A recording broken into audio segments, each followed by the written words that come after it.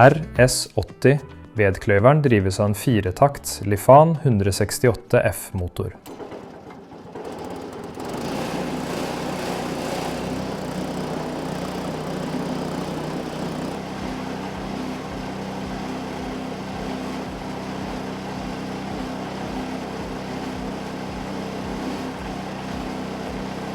Håndtere grener opp til 5 cm i diameter.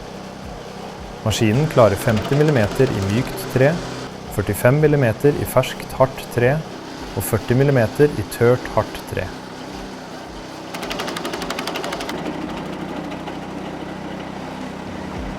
Knivene er laget av slitesterkt stål, og huset rundt har 20 mm gods. Dette sikrer holdbarhet og presis drift.